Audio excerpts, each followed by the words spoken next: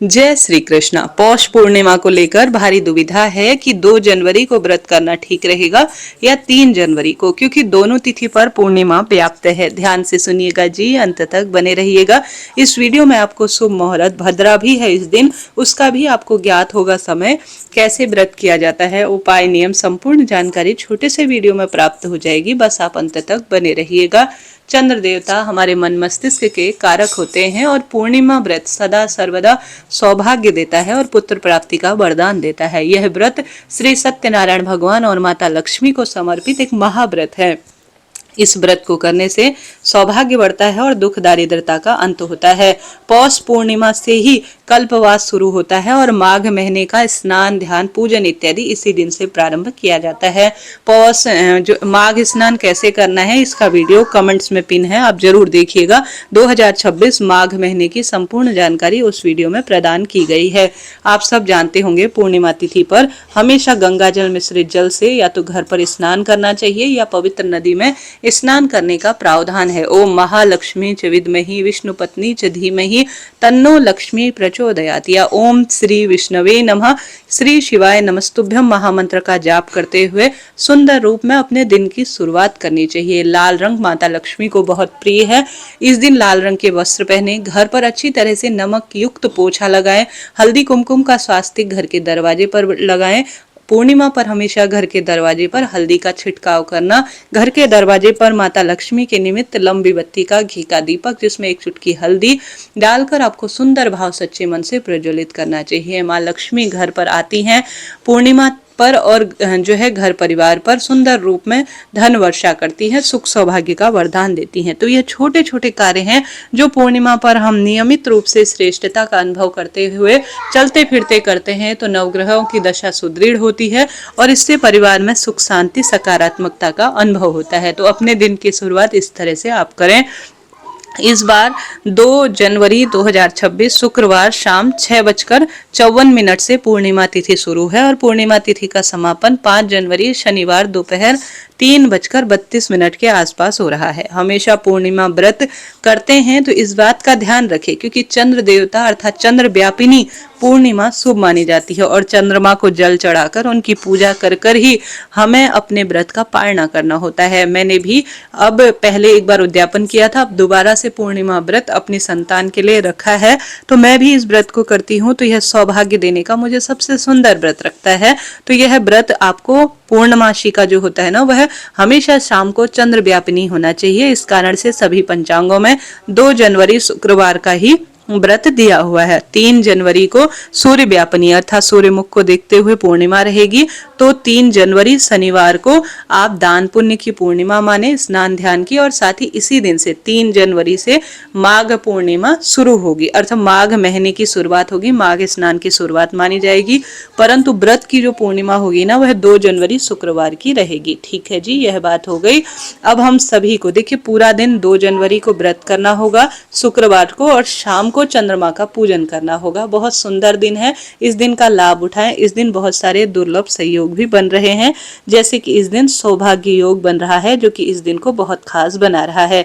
नक्षत्र की बात करें तो इस दिन मृगशिरा नक्षत्र और उसके उपरांत आद्रा नक्षत्र प्राप्त हो रहा है। आद्रा नक्षत्र महादेव का एक स्वरूप माना जाता है, तो आप सभी को इस दिन का खूब लाभ उठाना है। ठीक है, आप सभी पूर्णिमा को लेकर आपका डाउट क्लियर हो गया होगा। अब आप सभी इस दिन, जैसे कि मैंने आपको विदित कराया, इस दिन खीर की बहुत महत्वता है। अपने घर की रसोई में खीर जरूर बनाएं।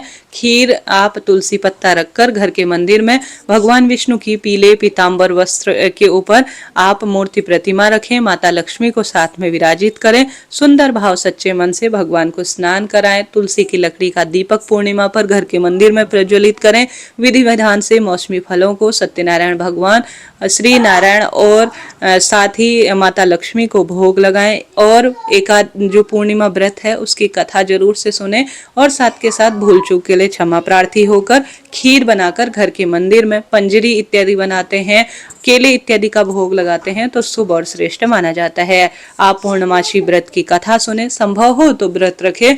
व्रत नहीं भी रख पाते हैं तो साधारण सरल तरीके से पूजन कर कर कथा श्रवण करते हैं तो भी उत्तम ही माना जाता है। तो इस तरह से आपको यह सरल विधि से पूजन नियम करना है और परिपूर्ण रूप से पूरे दिन आप चाय पानी फलाहार ले सकते, कोई दिक्कत की बात नहीं। शाम को चंद्र देवता जब दिखाई दे, जल के लोटे में कच्चा दूध और थोड़ा अक्षत के दाने, क्योंकि इस दिन सफेद चीजों और लाल चीजों की महत्वता है, सफेद फूल डालकर ओम सोम सोमाय नमः कहते हुए चंद्र देवता को जल जरूर चढ़ाइएगा। चंद्र उदय बहुत जल्दी हो जाता है, शाम को 5 बजे से लेकर करीब करीब चंद्र देवता दिखाई देने लग जाते हैं। तो आप चंद्र देवता को इस दिन जल चढ़ाकर ही अपने व्रत का जो है विशेष तौर पर पारणा कीजिएगा, कहने का अर्थ है। इस दिन भद्रा है तो भद्रा स्वर्गलोक की है, तो पृथ्वी वासियों पर इसका कोई भी असर नहीं है।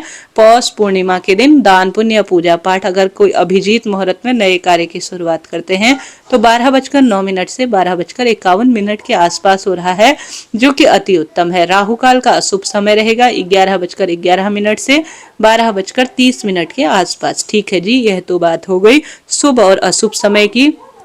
उपाय के रूप में इस दिन ज्यादा से ज्यादा, क्योंकि नववर्ष से 1 तारीख को नववर्ष रहेगा और अंग्रेजी कैलेंडर अनुसार यह दूसरा दिन रहेगा, तो आप सभी शुक्रवार का दिन है, पीपल पूजा जरूर करें। पीपल वृक्ष की जड़ में धन लक्ष्मी का घर में आगमन हो और परिवार में पैसों की तंगी ना रहे, इसके लिए आप सभी को इस दिन पीपल वृक्ष की जड़ में हल्दी और कच्चा दूध जरूर चढ़ाना चाहिए।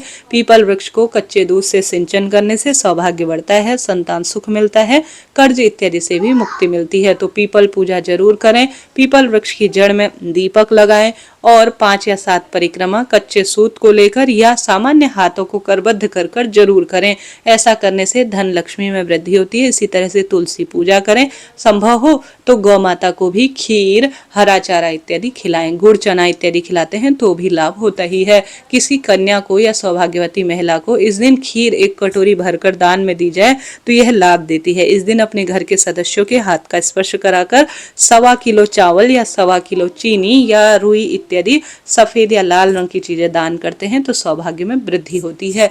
पूर्णिमा व्रत पर कई लोग मीठा खाकर अपना व्रत खोल लेते हैं, परंतु कई लोग नमक युक्त भोजन करते हैं। तो आप अपनी इच्छा शक्ति सामर्थ्य अनुसार अपना व्रत खोल लीजिएगा। तो इस तरह से आप सभी को यह एक पूर्णिमा का व्रत करना है। शिवलिंग पर जरूर से चावल चढ़ाएं, दूध चढ़ाएं और सफेद फूलों से शिवलिंग का श्रृंगार करने से चंद्रमौली महादेव प्रसन्न होते हैं, क्योंकि महादेव के मस्तक पर चंद्र देवता विराजित हैं, तो साक्षात चंद्र देवता के पूजन के स्वरूप में यह जाना जाता है। तो शिवलिंग पर आप दूध, चावल और पुष्प अपनी इच्छा शक्ति सामर्थ्य अनुसार जितना आपसे बन पड़े उतना समर्पित करने का प्रयत्न करना चाहिए।